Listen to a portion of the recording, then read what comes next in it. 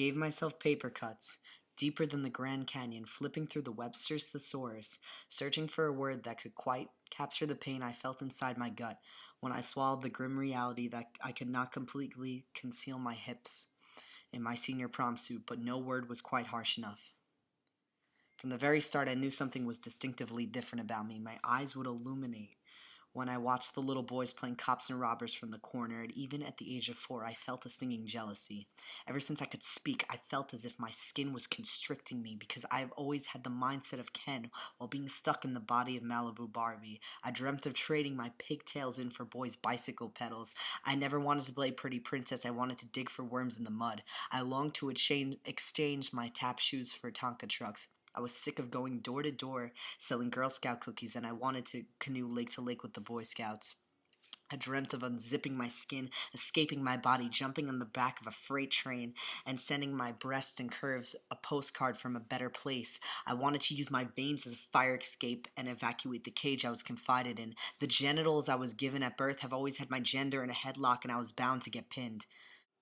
The name I was given the day I took my first breath in the Manhattan hospital that I arrived in ended in an A, an extremely feminine A. The A was the fluorescent pink icing on the cake that there was no turning back, that I was born into the body of a little girl. The A at the end of the name would follow me around like a beggar asking for spare change in the subway. I would mutter my name as if the syllables were messy marbles falling out of a jar, so it wouldn't sound like a name, more just like a deformed whisper. Telling a stranger in a coffee shop my name felt as if fresh pine needles were stabbing through my vocal cords. I started to put initials on Starbucks cups just so we could avoid shouting my name through the lunch rush. I wanted to set the A on fire quicker than it could stop, drop, and roll, because the A was as catastrophic as a supermassive black hole. Teachers would squint at my signature because it was so unclear. I drained all the life out of the A and turned it into just a flat line at the end of my signature. I wanted to put so much pressure on the A to pack its things and go so it would have no choice but to stray. I wanted to take the A, tie it to a kite, let the wind carry it away on the shore of the beach, and let it sink into a sea of gray. See, the issue wasn't the name itself. It was a beautiful name. It's just that it was a girl's name. And no matter what the doctor said to my parents the day I arrived in the hospital, no matter what letter was printed on my birth certificate next to sex, since the day my flame was eternally lit, I was a boy. As long as I could recall, my brain and body have always been at war, and I wanted to rip off my breasts and use them as grenades. I wanted to take off my pigtails and use them as nunchucks. I wanted to tear out my ovaries and use it as barbed wire just so I cut deep enough through to my biological makeup and find out where the genetic pattern went wrong. Perhaps my genes were playing a cruel game of Red Rover when it came to matching my brain and my body. Perhaps the Y chromosome fell off the balance beam. Perhaps the Y got mixed in with some pollen, found its way onto a gentle dandelion that danced away in the wind on a spring day. Perhaps my brain and bottom area were just too argumentative when they were working out a compromise. Perhaps the Y forgot its morning coffee the day I became something out of nothing and overslept for the main event. Perhaps the Y stepped out for a cigarette and got caught up in conversation and the smoke.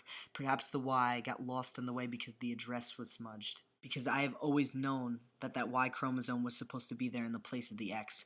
What else would explain why I spent my adolescence miserable and confused? I always dreamt of ripping off my painful braces that were wired onto my smile and molding them onto the winding road of curves that gave me an hourglass figure just so I could straighten them out, because a straight smile wasn't worth showing if my body was betraying me and causing me so much doubt. I wondered why my Adam's apple in my throat was absent and why 2 of them were growing on my chest. All the girls were kissing boys who grew taller and more handsome day by day, and I was alone at the homecoming dance in the corner, crossing my arms slightly just enough to hide my breast. I wish I could have pulled a Houdini and hypnotized my body to shoot out testosterone in the place of estrogen, because I was so sick of blowing out candles year by year, wondering at what age I would finally be comfortable enough in my own skin.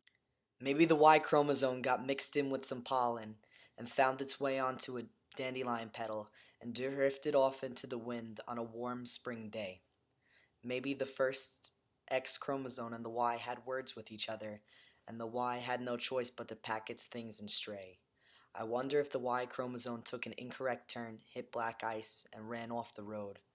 I wonder if the Y got too drunk and forgot its way home.